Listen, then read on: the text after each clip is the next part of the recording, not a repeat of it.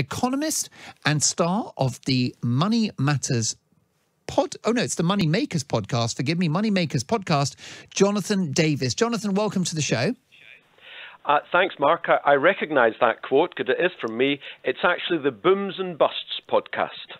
Ah, okay. So who is this imposter, Jonathan Davis at Money Makers? No idea. All right. Well, I tell you, I know which side I'm on, and it's yours. Jonathan, small world. Now, do tell us about, first of all, the government's reaction to the pandemic, the lockdown, the writing of a big fat cheque for £1/3 of £1 trillion to support all businesses whose staff are on PAYE, support for the self-employed up to 80% of their income for anyone with profits of £50,000 a year or less. What is your view of the government's reaction to the pandemic in terms of economic policy? Weeks and weeks after the facts were becoming clear to those in the know, they finally took action and ultimately they put millions and millions on the dole.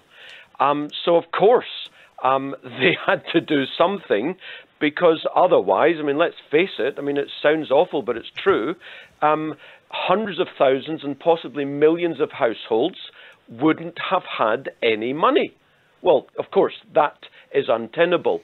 The problem is they acted far too late. They knew about this stuff in January. They knew in February. How come they've still allowed international air travel, even today?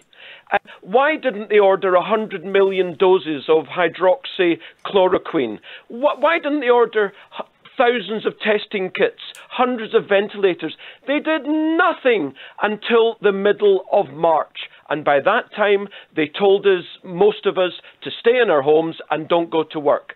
Absolutely dreadful. Now, obviously, we discussed this at the beginning of the show, Jonathan. There will be a huge national conversation after this pandemic in terms of whether the government, was ill-prepared, whether the lockdown came too late, and as you said, the rollout of testing and all the rest of it. Ultimately, we are where we are. Would your actions as Chancellor have been any different to those of Rishi Sunak in terms of shoring up the economy with a gigantic amount of borrowing?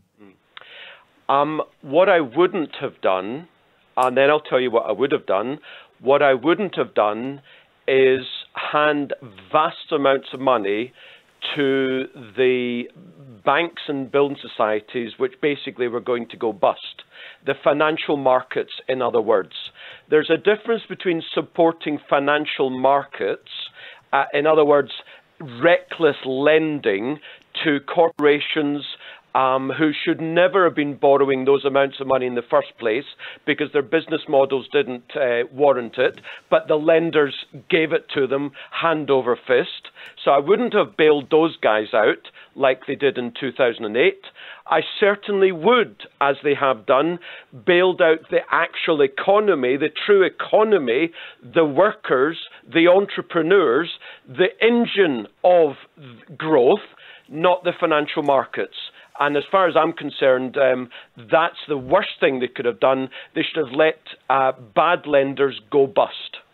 Sure, but obviously if you don't support liquidity in the system, if you don't support the banks and building societies, well then you have a huge credit crunch. And we know what that looks like because it happened 10 years ago. And why is that a problem? Well, because if you don't have lending and borrowing, you don't have an economy, do you? That's simply not true. In the short term, yes, of course, you create a recession. By the way, what have we got? Oh, and by the way, a housing market crash as well, don't forget, Jonathan. And that's a problem. Why? Well, because of negative equity. And we know what that looks like too, because we've had awful recessions where people were sat in negative equity with a mortgage that dwarfed the value of their home. Yeah, it sounds to me you're very much on the side of property investors, buy-to-letters, people who've been living in their homes for decades and made fortunes, as well as relatively recent buyers.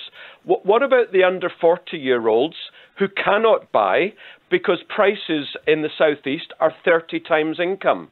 No, the house prices are part of the reckless lending, but that's not even the point that I'm making. I'm talking about the 100 million, the £2 billion loans to corporations which never, their business models never warranted kind of lending. And by the way, you can sort out the housing market separately from general financial markets.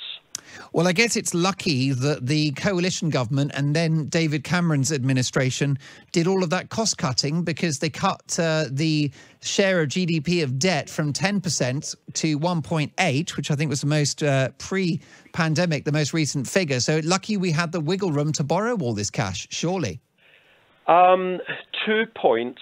In the worst year, which I think was therefore 2009, it might have been 2008, Gordon Brown's government, as you say, borrowed 10 or 11% of the size of the economy once. By the way, I'm no Labour Party supporter. I'm a free market capitalist. So they did it once. And over the last 10 years, the coalition and then the Conservatives have trumpeted how they slashed government borrowing. Well, as I say, it was only one double-digit year of massive borrowing to bail out all those failed businesses. But no, the last 10 years was not particularly prudent management, because it was borrowing every year. If they were serious about prudent management, they would actually have repaid debt. And the second point is, you say, therefore we had the facility to borrow. Excuse me. There's no facility. The Bank of England, the US Federal Reserve, the European Central Bank, the Bank of Japan, there's no facility. They're just printing money. They're pushing buttons on a computer, and money is literally created out of thin air. It's a fallacy that there is money in the system that the central banks have access to.